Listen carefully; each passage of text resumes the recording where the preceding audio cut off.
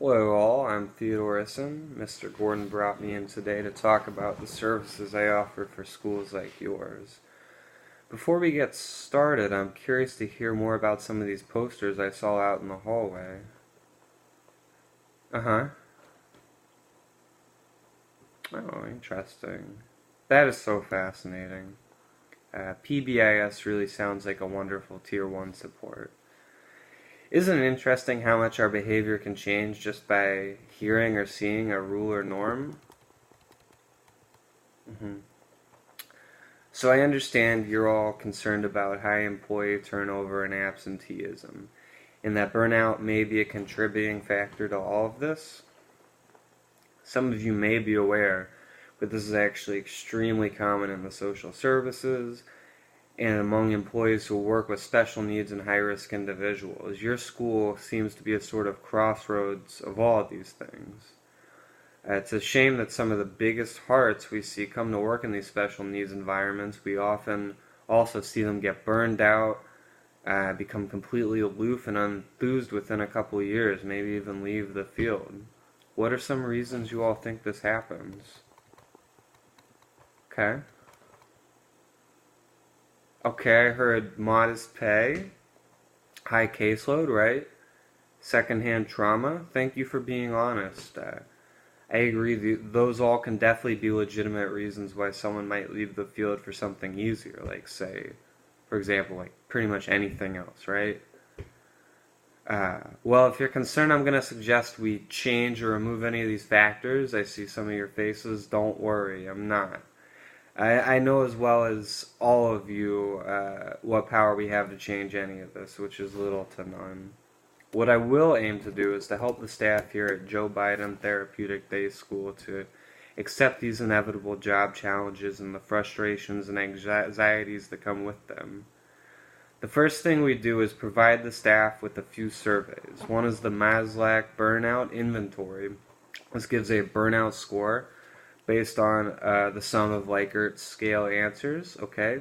Another we use is the Perceived Stress Scale, which similarly gives a total stress score based on Likert scale responses. And both of these inventories can be predictive of employee turnover as well as lower work performance. We also offer the Acceptance and Action questionnaire. This gives a score for psychological flexibility, which is usually strengthened following the intervention that I offer. Psychological flexibility scores are also commonly negatively related with the stress and burnout scores I just mentioned. These are all thought to be baseline scores off of which we can measure progress. Okay? So you all will determine who you want to offer the trainings to. Common options could include all of your staff, and I certainly believe they all could benefit from them. Those of your staff who from the total staff had the highest 50% of stress or burnout scores, so if you want to concern on your top half or top third even, highest risk staff, you could do that, or you could do staff with higher burnout or stress scores than the overall mean in the general population. Those are all options.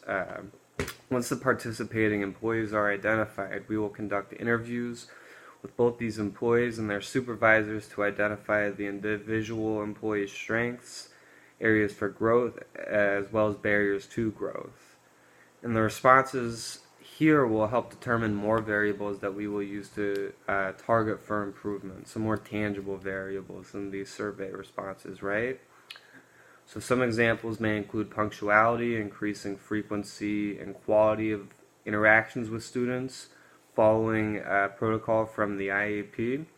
We will also tie the trainings into these variables to connect them with one's own anxieties and other barriers, as well as to their values and goals. Okay, so with each individual, we're going to incorporate what they tell us into their training. So this intervention I offer, right? You may have heard of it. Acceptance and commitment training. What is that? Well, we're going to train and focus on 6 core skills, okay? The first of which is presence. When individuals learn to be mindful of their current environmental conditions, it makes it more difficult for them to become immersed in thoughts about the past or future, or about what their environmental conditions aren't or what they ought to be. So, what would strength in this skill area look like for a direct care support professional? For instance, we'll use a parapro at your school. So a parapro who's experiencing their immediate environment will be able to use the correct schedule of reinforcement, for example, with an individual by knowing the last time they received praise or a break was, and when the next time they should receive them will be. This paraprofessional may also be able to observe the behaviors the client is engaging in with great focus and track corresponding data accurately. Another skill we teach is cognitive diffusion. So negative thoughts and emotions may seem overwhelming at times when we are fused to them. When we have anxieties about our anxieties and worries about our worries. Diffusion allows us to identify them as what they are. Thoughts or emotions that came up and they will pass. This allows us to get on with our days and tasks despite the presence or intrusion of uninvited thoughts. So what would this skill look like for a parapro? Well, a parapro will likely occasionally have thoughts like, we're not making progress here, I'm not making any difference. When they're able to recognize these as simply thoughts they're experiencing rather than some truth, they will be able to see where progress is being made and when their efforts are making a difference. According to research, these parapros are likely to experience fewer symptoms of burnout than are their counterparts who are more fused to their negative thoughts. I'm happy to provide you all with some of this cool literature. There's the skill of acceptance. These negative thoughts will occur, okay? Especially in our field at this school. We all know this. When we try to fight them, we are not focused on the present environment. Remember I mentioned this earlier. When we learn to accept them, we free up our mental attention to focus on helping the individuals we work with. So again, what would acceptance look like, right? Parapros that accept the experience of negative thoughts and emotions will move on from them quickly compared to those engaged in battling those feelings. These parapros will become able to be fully engaged in their job duties. Identifying values.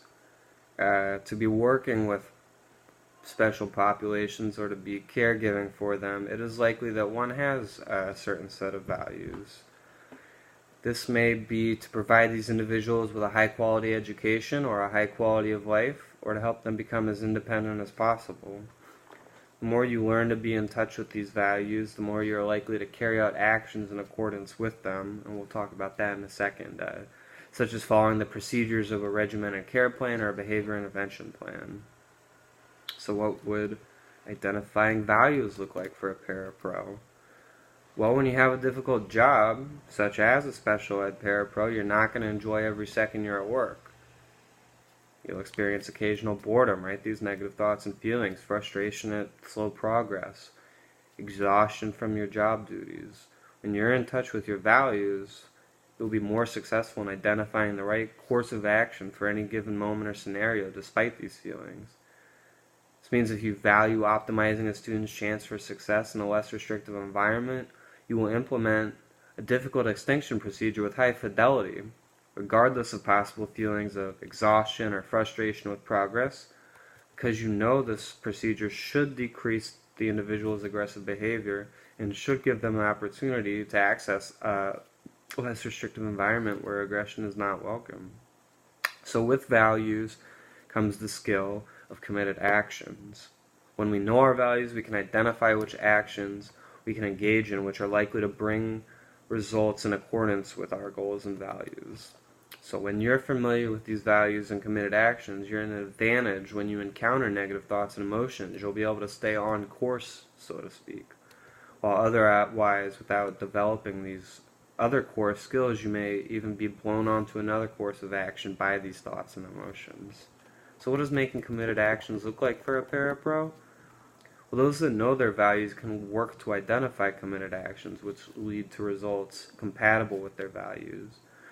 These actions can include consistent attendance, so the staff member can provide consistent service to their students. It can include providing enthusiastic praise for appropriate behaviors every 2 minutes, because it is important that the parapro and their students learn and encounter reinforcement by behaving in ways that others consider socially acceptable, right? The last skill we teach is self as context. You may have ideas about yourself and your relationship to negative thoughts and emotions. Sometimes they mess with your mind so much you think you are these negative thoughts and emotions. When you accept these ideas without examination, fusion of cognitive events is more likely, and the ability to act on your values, including the individuals you want to help, is less likely. When you're able to see yourself as simply a place where negative thoughts are one of the many things that simply happens, it can become easier to diffuse from these thoughts. So what does this skill look like? Well, ultimately it will be powerful for the paraprofessional to know all that they are. While they will experience negative thoughts and feelings, and some feelings of stress and burnout from their job, these thoughts and feelings are only something they are experiencing, not who and what they are. There are also paraprofessionals, and they're professionals, who can provide services which will help their students when implemented correctly. You can experience feelings of boredom, but rather than let them consume you, you can still be someone who experiences boredom and also correctly navigates the prompting hierarchy, for example. Shows to work on time and stays until they are supposed to leave. So you may notice that all these skills seem interrelated. Yeah? And that's because they are.